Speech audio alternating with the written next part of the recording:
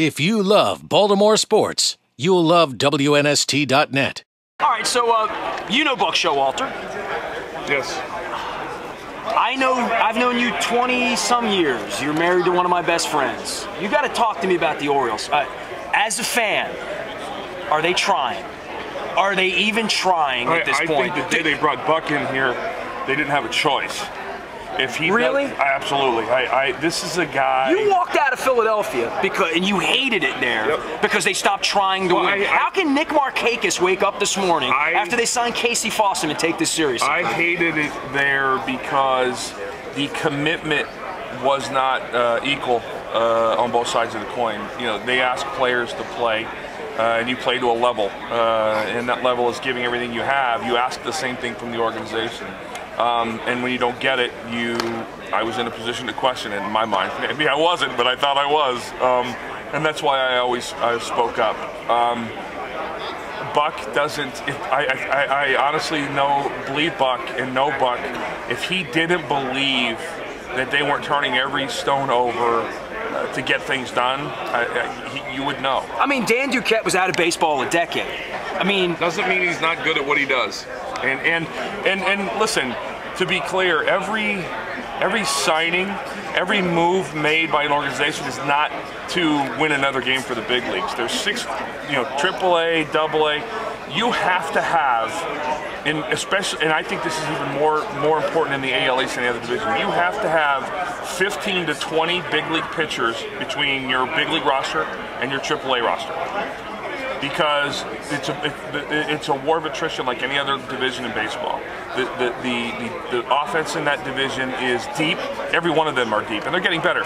And so if you can't round out a 10 or 12 person staff, you're going to see some Casey Fossums. I haven't seen Casey throw in a while. I don't know where he's at or what he's doing. But you've got to they continue to search for the top end of that rotation, 5 guys that they can give the ball to every 5th day, and a bullpen with guys who actually can take a job, not just get out there and throw an inning after the starter comes out. And that's not easy to do. And so I knew when Buck came over here, the turnaround. Could they lie to Buck? Peter's lied to everybody. Peter's lied to me. Peter's lied to the city. Peter's lied to businesses. Yeah, I don't know. I had a conversation with Peter a couple years ago about Buck.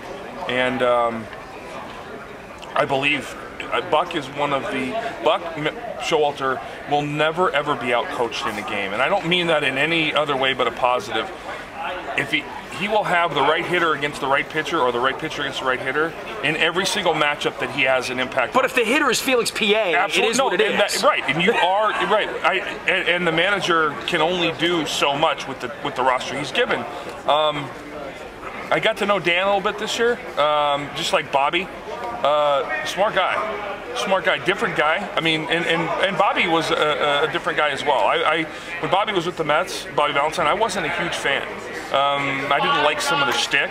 He's a very different guy today than he was 10 years ago, and Dan is too. And having talked to Dan and gotten to know Dan a little bit,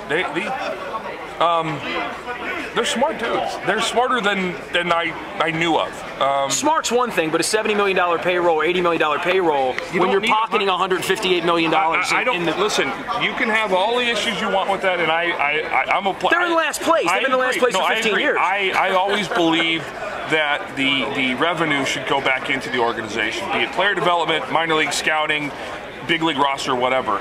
But I also understand that there's a limited amount of talent to spend your money on every winter, and you have to start the season with 25 players. And not everybody's going to have the best 25 players out. That's just the way it works. The challenge becomes, where are we as an organization? Are we rebuilding? Are we trying to compete? Are we just getting by? Where are the Orioles in your mind? I don't know. I think the day Buck came in, they became a team that was going to be rebuilding at some level, whether it be in the player development, top to bottom, or on the big league roster, top to bottom. I think it's a combination of things, because if you look at, if you know Buck Showalter, you'll know that he loathes to have someone on his roster that isn't a baseball lifer mentally. Those guys are fewer and fewer. He called them pile jumpers. Right. That was his line. Yeah, and I love that phrase. But there are fewer and fewer of those people as the game gets older. because in the 50s, 60s, and 70s, I'm sure there were all the miscreants we have today. You just didn't know about it. Dude, you were a pile jumper. You hated losing in Philadelphia so much. You were perceived as an ass there by the fans for wanting out because you wanted to win so bad. I'd love to see some of that kind of fire. I really would. Yeah, there's a right and a wrong way to do it. It's and I'm not sure I ever did it the right or wrong way. I did it the only way I knew how. But it gets back to you're not going to pay your way to the AL East title. You're not going to. You just. Fair enough. The Yankees have tried to do it. The Red Sox have tried to do it, and it hasn't worked. When they've done it is because of the Pedroias and the Palpa. You have to have a system that manufactures talent, because you have to be. If you're going to play the Tampa game and you're going to bring guys up and you're not going to have them beyond that 6th year, those guys have to be a lot better than other people's rookies.